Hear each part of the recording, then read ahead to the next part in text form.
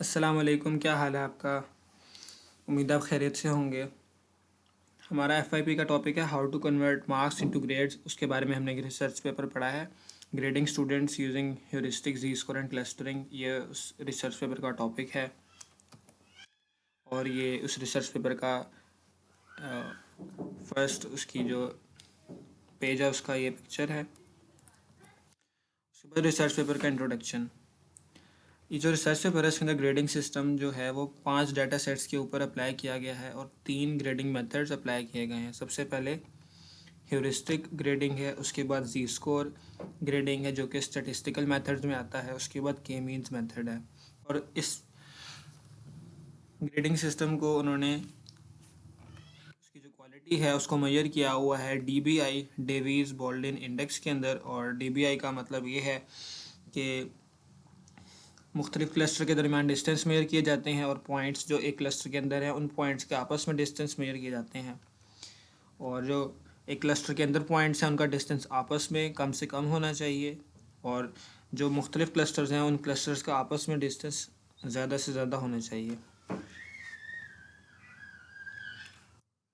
तो ये सबसे पहले डाटा सेट है नॉर्मल डिस्ट्रीब्यूटेड डाटा। ये कंप्यूटर जनरेटेड डाटा सेट है और इसके अंदर इन्होंने 3 ग्रेडिंग मेथड्स यूज़ किए हैं। ये जो आप सबसे ग्रेडिंग के ऊपर आप 3 एज देख रहे हैं, ए। इसमें जो फर्स्ट ए है ये ह्यूरिस्टिक ग्रेडिंग से असाइन किया गया है। इसमें जो सेकंड ए है ये जी स्कोर ग्रेडिंग से असाइन किया गया है और जो इसका थर्ड ग्रेड है वो के मीन्स ग्रेडिंग से असाइन किया गया है। तो इस तरह आप देख सकते हैं यहाँ रो स्कोर हैं 88, 86 एक्सेट्रा और ये एंड हो रहा है 38 पे। और इसका हम शुरू और एंड को एनालाइज करें तो काफ़ी सिमिलर ग्रेडिंग दी जा रही है 78 और 79 पे ह्यूरिस्टिक और के मीन्स जो है वो बी ग्रेड असाइन कर रहे हैं, जबकि हमारा स्टैटिस्टिकल ग्रेडिंग यानी जी स्कोर का मेथड ए असाइन कर रहा है। इसी तरीके से अगर हम 47 और 42 को देखें तो उनमें से भी थोड़ी सी वेरिएशन आ रही है। ये नॉर्मल डिस्ट्रीब्यूशन पर तकरीबन सेम परफॉर्म कर रहे हैं। उसके बाद हमारा राइट स्क्यू डाटा आता है।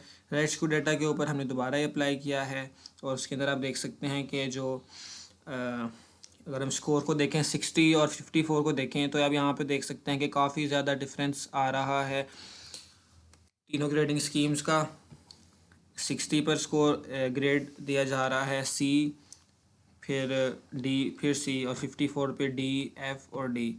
तो आप देख सकते हैं एफ़ जो है 54 से लेकर ये 53, 52 और ये 50 तक एफ़ ही दिया जा रहा है, यानी तकरीबन ये 15 बच्चों को एफ़ दे दिया है, जबकि बाकी के मीन्स और ह्यूरिस्टिक ग्रेडिंग उनको डी दे रही है।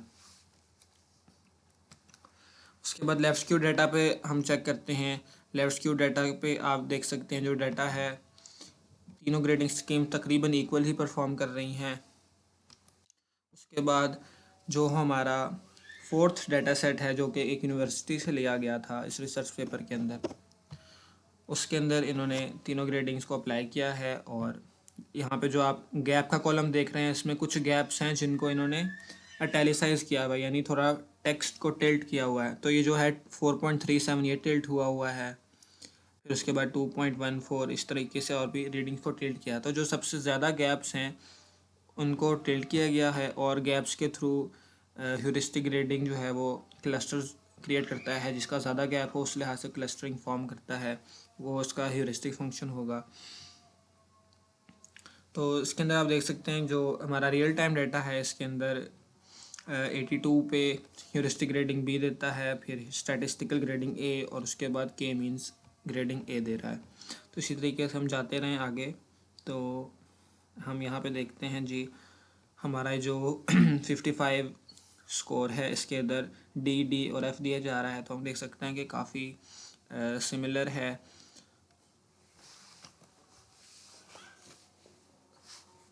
तो अगला जो डाटा सेट है ये थोड़ा सा लेफ़्ट स्क्यूड लग रहा है क्योंकि यहाँ पे कर्व कुछ इस तरह की बनाई हुई है।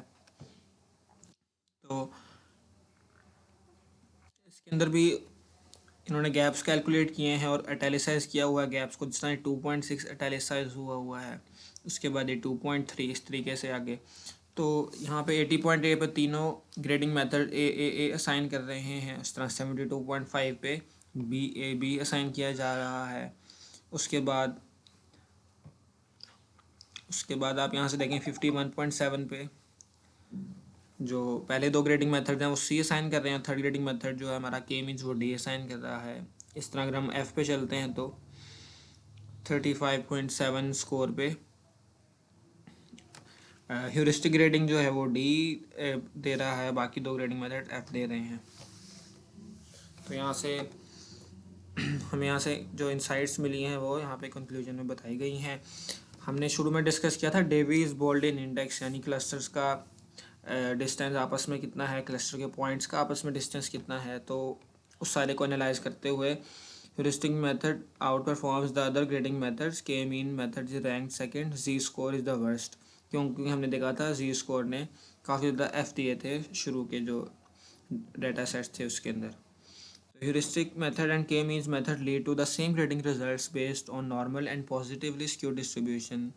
Z-score method and K-mean method yield identical grading system based on negative skewed distribution. K-mean is suitable for skewed distribution. Heuristic method is generally appropriate for all kind of distribution. तो जो हमारा ह्यूरिस्टिक मेथड है इसके अंदर सबसे बेहतरीन Davis बोल्डेन index आया है, और डेविस बोल्डेन इंडेक्स जितना कम हो उतना बेहतर होता है। तो हम यहाँ पे इस ग्राफ से देख सकते हैं कि ह्यूरिस्टिक मेथड की जो डेविस बोल्डेन इंडेक्स है वो 1.5 के करीब है, जबकि जी स्कोर जो है वो ऑलमोस्ट 2 से ऊपर है, और के मीन्स का जो मेथड है वो 1.5 से काफ़ी 1.5 और 2 के तकरीबन दरमियान में है। तो यहाँ से जो हमें रिज़ल्ट मिलता है कि ह्यूरिस्टिक मेथड जो है वो काफ़ी बेहतर परफॉर्म कर रहा है, और जी स्कोर जो है उसने काफ़ी ही बुरा परफॉर्म किया, क्योंकि उसका ग्राफ आप देखें कि काफ़ी ज़्यादा ऊपर जा रहा है एज़ कम्पेयर टू के मीन और ह्यूरिस्टिक। तो उसका हमारा रिज़ल्ट ये निकला है कि हम सबसे पहले ह्यूरिस्टिक मेथड यूज़ करें, ह्यूरिस्टिक नहीं कर पा रहे तो के मीन्स करें, और के मीन्स की फैसिलिटी नहीं है तो फिर जी स्कोर पे आएँ, जबकि जी स्कोर को फिर भी यूज़ नहीं करना चाहिए क्योंकि आपने देखा था काफ़ी ज़्यादा एफ जो है वो स्कोर कर रहा था।